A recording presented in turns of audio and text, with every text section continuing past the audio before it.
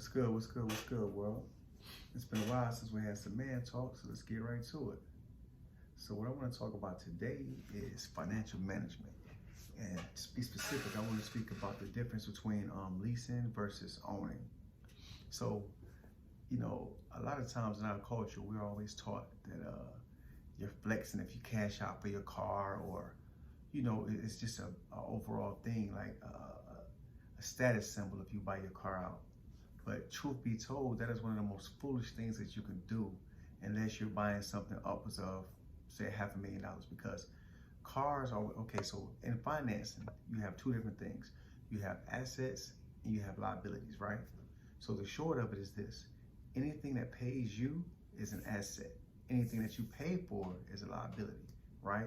So then under those two categories, you have depreciating assets and depreciating assets / liabilities, right? So a car is categorized under what you would consider a depreciating asset, right? Meaning that once you buy it, it immediately loses value. Of course, we understand what depreciation means, right? It means that it loses. So when it comes to financial management, right, we have this thing in our culture, whereas we think that if we can cash out for a car, that's a good thing. But let me show you why that's a foolish thing, right? So once let's say you buy a Mercedes for $80,000, right? Let's say you cash out for $80,000. Okay, it's a good car, Mercedes good. But the thing about it is, it's going to depreciate as soon as you drive it off the lot. And typically speaking, a car loses half its value over every 5 years, right? So let's do the knowledge to it. Here you are, you paid this $80,000 for a Mercedes. You got a car, nothing to show for it. That's it. It's a car, right? $80,000 gone just like that.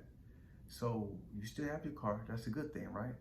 But now you have nothing to show for it. So now by a year later, you'll be able to get that same car for about $60,000. So pretty much essentially what you did is you just gave them 13 grand, give or take, right? So that's a depreciating asset. That's how you lose money. So you ask yourself, what is the opposite of that? What is the best way to buy a car, right? Particularly when I'm talking about luxury cars. My man talks to my brothers who are, and sisters, by the way, because I see a lot of you guys picking up on it. I appreciate that.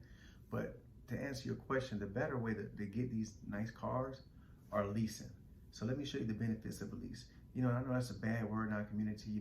We don't lease, we buy the whole car. We don't, that's rhetoric. Because here's the reality to the situation. Whenever you buy these cars secondhand, let's say it's 2020, and you're buying a 2016 Mercedes, chances are you're buying that vehicle from someone who leased it prior to you, right? Because they understand the game. And a little side note, always understand something. The rich remain rich by living like they're poor. The poor stays poor by living like they're rich. So let that sink in as I go through the scenario with the lease, right? Let's say you have $80,000 to spend on that same Mercedes, right? Realistically speaking, you can get that same car. Let's say you cash a lease out, all right? Lease for $80,000 Mercedes is gonna run you about $800 a month, right? Let's give or take. So a lease term goes anywhere between 24 months to 36 months, right? But if you're really balling, if you're in the bracket where you're paying $80,000 for a car, chances are you're gonna want something new in 2 years anyway. So let's just use the number, let's just say 1,000, right? Let's say 1,000. So you're gonna take $1,000, right, times 2 years, which is 24,000. So instead of you paying $80,000, you're gonna pay $24,000 for that same lease, right? So here it is, you get the same car, right? And now you have about over 60,000, about 50 something thousand dollars, $56,000 to play with.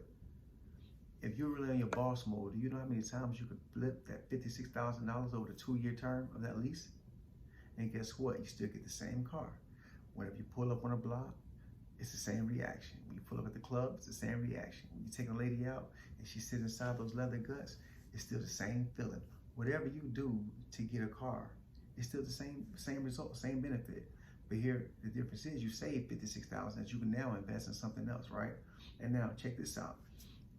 Along with that lease now, because I'm here to tell you, I'm on my 5th and last BMW, right? Because of maintenance issues. So when you're talking about these high dollar cars, all these bells and whistles, typically the more money you spend on that car, the more problems you're gonna have with it, right? So now, guess what, under that lease, when the car starts tinkering a little bit, a light come on, pull into a dealership. They'll give you a loaner while they're fixing it, right? Because technically that is still their car. So they're going to make sure they do everything they can to maintain that car. So when that lease is over, they can get it back and sell it to someone who doesn't understand the benefits of a lease. You understand what I'm saying? So leasing is the way to go, because you get a chance to still have use of that depreciating asset, and then you can utilize the remainder of that money to get whatever it is that you want, right? So as men, man, we do so many things for different reasons, but I want us to get into our head. It's not about how much money you make. That's not what makes you a baller. It's about how much money you keep. It's about sustaining generational wealth. There's a difference between being rich and being wealthy, and that difference is how much you keep. What are your assets? Assets versus liabilities. Cars are liabilities, not assets. If you say it's an asset, it's a depreciating asset. So, you know, one thing we have to do as men, we have to understand the game that's being played on us. Because once we understand the rules of the game, we can now understand how to play it, right? So today's Man Talk lesson is financial literacy. The difference between a lease and a buyout, right? If you really want to keep your money, you should lease that vehicle. I'm here to tell you I've done it both ways. Trust me, leasing is the option to go. And by the way, a lot of you entertainers, a lot of you rappers, a lot of these people who you're trying to aspire to be like, they're leasing cars. And if they're not leasing cars, they're taking too many hits in the head or on a basketball court or whatever. But don't take my word for it. Look it up. My goal is to give you the tools necessary to help us on this journey called manhood. Because one of the hardest things to be in this world as a man, sometimes all we need is some talk. It's Man Talk. Peace.